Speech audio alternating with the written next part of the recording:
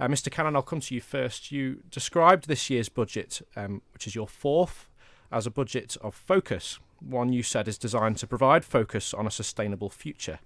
And what for you were the headlines in this year's contents? Well, I think it's right sometimes that we look at where we've come from, what we've achieved, and where we've got to go. And for me, I think there's a number of strong messages coming from this budget. Firstly, we're on track with our financial plan to create a sustainable future for Manx finances as we look further ahead. We are returning the Manx finances to a state where we can replenish the reserves from 2022 to 2023. As you will see, we're delivering better than forecasted returns and results across the board. Our income tax receipts are up, our national insurance receipts are better than forecast. We're declaring a better than forecast surplus.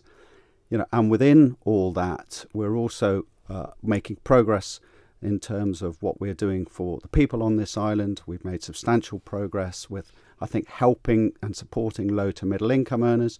We're also putting targeted investment into our public services, and we are keeping, at the same time, good, strong financial discipline around our cost control mechanisms that we have in place to ensure that we retain our focus. You mentioned national insurance, and one of the headline statistics presented to us from government was that lower and middle income earners will benefit from a 10% increase in the earnings threshold to national insurance contributions. Tell us about what that means for the general public. Well, for those earning below £42,000, they will be better off by £74, and of course they'll be better off as a result of the increase in the personal allowances. We've been under pressure with the national insurance earnings threshold for a number of years now. I think a number of Tynwald members were keen to see that increased, and of course with the Conservative promise to increase the threshold to £9,500 when they were campaigning in the last election. That's also perhaps made us increase slightly more than we would have hoped. But we want to take a thorough look at our national insurance fund overall. We'll be doing that this year. We're creeping up to £900 million in the fund. We expect that to get up towards £1 billion in the next few years. We think we can probably do more with that fund to better support and invest locally to aid both the economy and produce better outcomes for this island. So we're going to take a strong look at that. But overall, I think the key message is that since 2016, a couple on this island, all things considered, should be paying about £1,100 less in tax to the government. And we think that money that should be now back in their pockets, accepted there have been increases in certain areas, will be helping to benefit them, and I hope helping them cope a little bit more with the after effects of the period sort of 2008 to 2018. As a theme amongst your budgets so far in this administration have been changes to the personal allowance and the level of income you pay before you start paying income tax. Even that's gone up by another £250 to £14,250. Treasury says that will lift 465 people out of the tax net. That's a saving of up to £50 for an individual and £100 for jointly assessed couples. That might not sound like much as an isolated example, but if you plot that over the years since 2016, where the threshold stood at 9,500, that's half again. Is that the legacy you're looking to leave? Absolutely, because we recognised when we came in 2016, I said at the very first budget that we had to stop looking at the needs of the spreadsheet and start looking at the needs of the people. We recognised there was a significant and growing problem when you talk about the cost of living, particularly for low to middle income earners. We were getting a wealth gap, an unacceptable wealth gap in society. Do you see that as one of the success stories of your tenure? Well, I think we're making progress. I don't think anything's, you're sitting here trumpeting success because, we've had a lot to do, and really the trick is about trying to take things forward, make progress on this island. And one of the points that I made very early on in my speech was, right now the sort of words levelling up have starting to hit more commonly into the political lexicon. Well, we've been levelling up since 2016. Earlier this month in the UK, and the point I would make is you can probably never stop levelling things up or helping people out. But one surefire way to level things down is to have a regressive situation when it comes to our finances or unstable public finances. We are on track to deliver sustainable public finances for the island. We're on track to deliver in terms of solving the immediate problem with the public sector pensions deficit, and we're on track to start getting money back into our reserves. And that should, I hope, give people confidence that the island is well placed to tackle the challenges that it's facing in the next few years, next decade. We're joined in the studio by a representative of Unite Union in Debbie Halsall. Good afternoon. Thank you very much for coming in.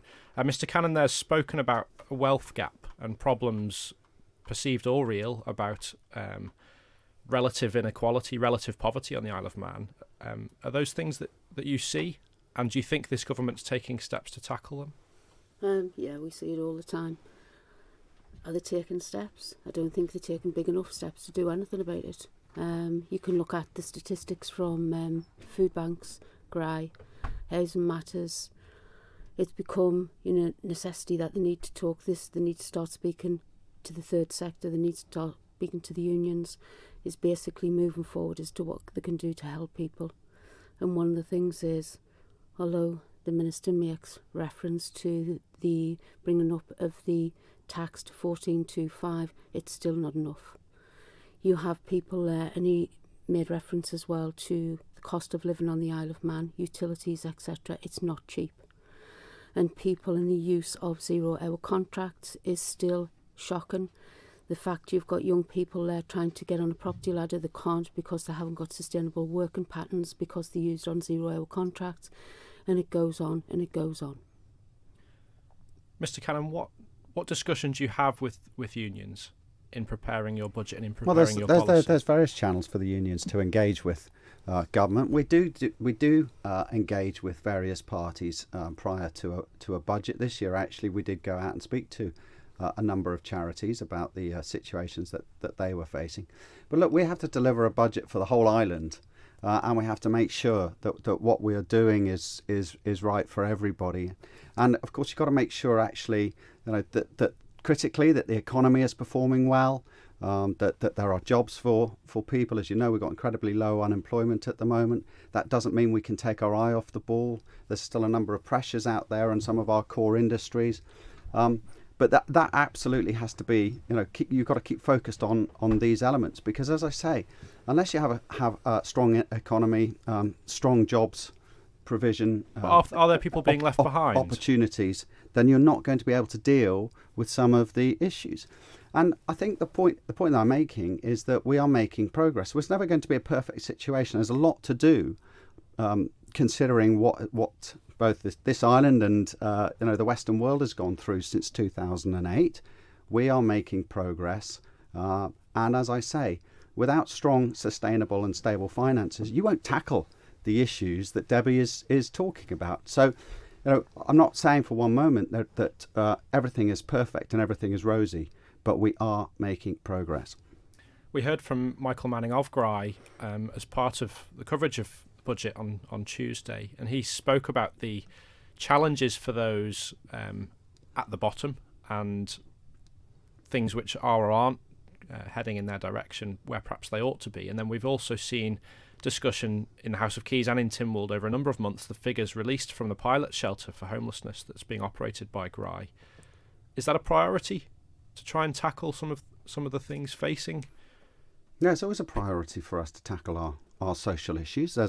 We're waiting at the moment for a report into cold, hunger and homelessness on the island. The Treasury has in fact supported GRI and other charities behind the scenes. We don't go around necessarily trumpeting what we're doing, but just in the case of GRI, we did step in to help them get their night shelter up and running.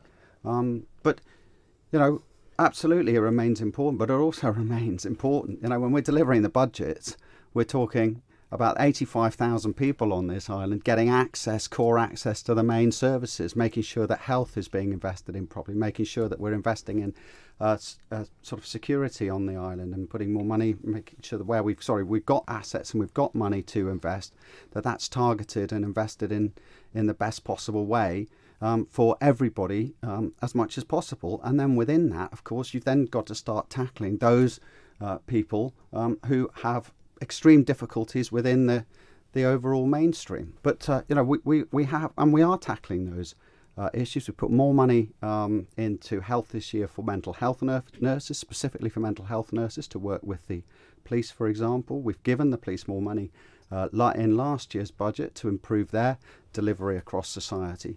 So yes, we are tackling these issues and we are conscious of them. Do you mind if I interject?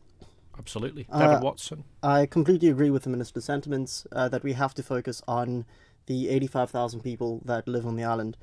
To a large extent, there is no contradiction between focusing on the 85,000 people and focusing on those who are poorest off, because the vast majority of people on the island are 2, 3, 4 paychecks away. If they were to miss those, they themselves would be in that poverty situation. I mean, a lot of the middle class prosperity on the island is precarious at best. We rely on foreign companies that have no qualms about leaving if they do feel like they do need to leave. So focusing on creating contingency plans to make sure that if people do fall behind, that they can be picked up is absolutely essential. You spoke a little bit about building wealth, and the main way in which middle class families typically tend to build wealth is through housing.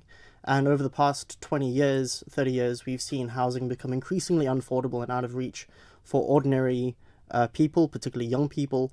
And unless you have a pretty good job within the e-gaming sector or in the finance sector, it's impossible for you to get decent housing stock before you're 30 or before you're 40 to a large extent. It's much, much cheaper to have a mortgage than it is to rent, and your average person can't really pony up the 15 or 20,000 pounds that are required for deposit to get a home when they themselves are barely able to save more than 100 quid per month, even under the best budgeting scenarios, because you do have people who work 40 hours a week and then they still live close to the line, especially if they do have kids.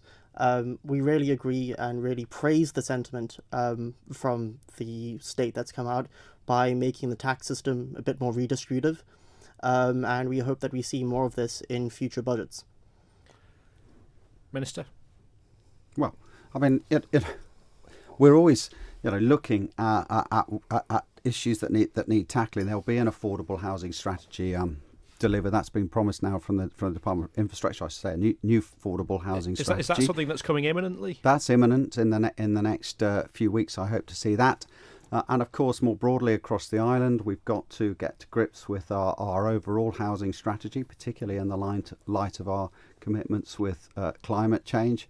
I think it's time for a new vision for our towns. We need to be sure that we are operating efficiently and effectively out in the rural areas when it comes to village expansion and what facilities are available in the communities.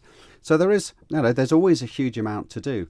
I mean, the point about the housing is that actually, all the new housing that is being built in terms of the lower priced housing, if you like, housing sort of up to sort of £350,000, the estate agents are telling me this housing is going, and it's going incredibly quickly. So actually, there is some balance to that in terms of when Devon talks about affordability, etc. Actually, there's a lot of evidence that the sort of low to middle-priced housing is actually shifting, and it's shifting quite quickly. So, which indicates to me that the market is relatively healthy, and people are getting the funds that they need together to get onto the property ladder. I accept that we need to be very careful with property and ensure that we have the opportunities for first-time buyers, that we have the opportunities for affordable housing, because we absolutely must help our young people get on to establish themselves in this regard. And, as I said, I look forward to getting these strategies through in the next few weeks.